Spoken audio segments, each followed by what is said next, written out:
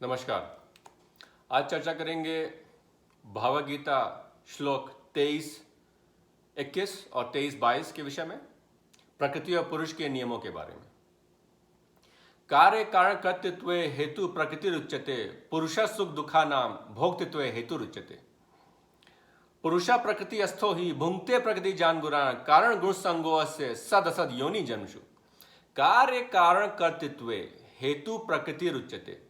कार्य और कारण, कॉज और इफेक्ट, ये प्रकृति द्वारा निर्धारित होता है।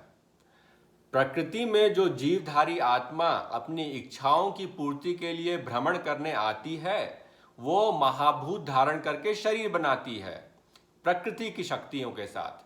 वो शक्तियां सत्व, रजस और तमस के माध्यम से उसको अलग अलग अनुभूति प्रदान करती हैं। उन अनुभूतियों के प्रभाव में उसको एंजॉय करने के लिए जीवधारी देहधारी आत्मा कर्म करती है।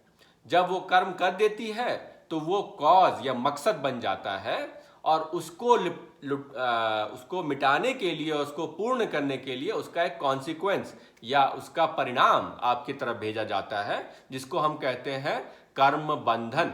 संचित कर्म, प्रारब्ध कर्म और क्रियमाणी आगामी कर्म के माध्यम से उसका लूप को कंप्लीट करके क्लोज किया जाता है।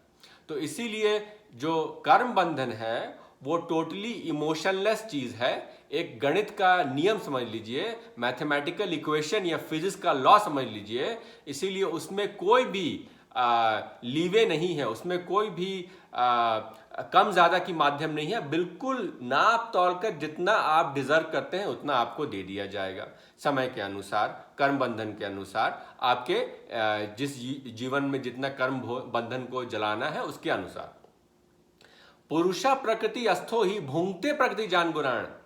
पुरुष जो प्रकृति में घूम रहा है वही भोगता है इन चीजों को। कारणम गुण संगो से सद असद योनि जन्मशु। ये कारण जो घूमने का है यही इसको सत और असत, ऊपर और नीचे की योनियों में भ्रमण करवाती हैं। क्योंकि अगर ज्यादा तामसिक हो तो आपको फिर कोई पशु योनि में भेज देंगी। बहुत ज्यादा आपको हल्ला करने की, क्रेडिट लेने की आदत है तो आपको सीआर बना देंगी, हाउलिंग करते रहिए। बहुत ज्यादा खाने पीने की आदत है तो सुअर बना सकते हैं। बहुत ज्यादा आपको आराम की जिंदगी जीने की आदत है तो एक स्लॉथ बना के पेड़ पे टांग देंगे। तो ये जो जैसी आपकी इच्छाएं हैं उसकी पूर्ति के लिए वैसा शरीर दे दिया। तो इसको कहते हैं योनियों में भ्रमण।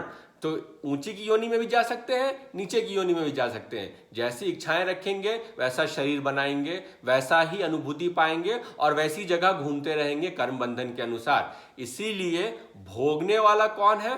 पुरुष। निर्धारित करने वाला कौन है कर्म और उसका कॉन्सिक्वेंस? प्रकृति। प्रकृति और पुरुष दोनों मिलकर बायोलॉजिकल लाइफ बनाते हैं ताकि आत्मा ये महाभूतों में घूमकर भोक्ता बन सके। भोक्ता मतलब जो भोगे, अच्छी चीजें भी भोगेगा, सुख की चीजें भी भोगेगा और दुख की चीजें भी भोगेगा। लेकिन ये भोगने का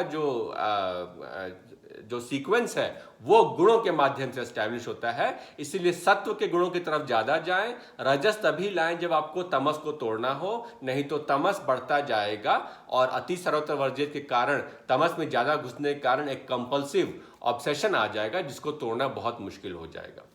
जय श्री राम।